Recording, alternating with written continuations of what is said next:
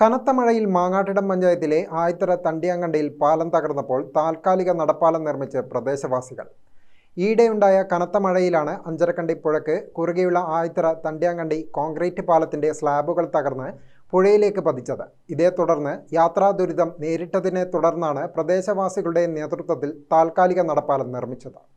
ആയിത്തറ നെറുവേലി റോഡിന്റെ അഞ്ചരക്കണ്ടി പുഴക്ക് കുറുകെ ആയിത്തറ മമ്പറുമായി ബന്ധിപ്പിക്കുന്ന ആയിത്തറ തണ്ടിയാങ്കണ്ടി പാലമാണ് തകർന്നത്. ഇതോടെ ആയിത്തറ മമ്പറം സ്കൂളിലേക്ക് പോകുന്ന കുട്ടികൾ ഉൾപ്പെടെ ബുദ്ധിമുട്ടിലായി. മട്ടന്നൂർ ഭാഗത്തേക്ക് പോകേണ്ടവർ കൂത്തുപറമ്പ് വഴി ചുറ്റിപ്പോകേണ്ട അവസ്ഥയായിരുന്നു.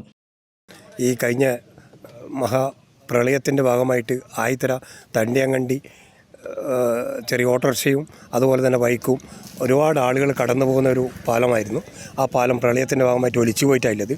അതിൻ്റെ കുറച്ച് ദിവസങ്ങളായിട്ട് ഈ ആയിത്തറ മമ്പറം ഹയർ സെക്കൻഡറി സ്കൂളിലേക്ക് പോകുന്ന നൂറുകണക്കിന് കുട്ടികളും അതുപോലെ തന്നെ ആയിത്തറയിൽ നിന്ന് അങ്ങ് മമ്പറത്തും ഭാഗത്തേക്ക് പോകുന്ന കുട്ടികളും നാട്ടുകാരും ആർക്കും പോകാൻ പറ്റാത്ത ഒരു സ്ഥിതിവിശേഷം ഇല്ലത്.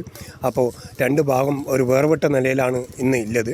ഇതോടെയാണ് നാട്ടുകാർ മുൻകൈയെടുത്ത് താൽക്കാലിക നടപ്പാലം നിർമ്മിക്കാൻ തീരുമാനിച്ചത്. 50ഓളം വരുന്ന നാട്ടുകാരും ആയിത്തറ ജനകീയ ബസ് കമ്മിറ്റി പ്രവർത്തകരും ചേർന്ന് താൽക്കാലിക നടപ്പാലം നിർമ്മാണം ആരംഭിക്കുകയായിരുന്നു. പാലം നിർമ്മാണം 3 ദിവസത്തിനകം പൂർത്തിയാകുമെന്ന് പ്രദേശവാസി പറഞ്ഞു.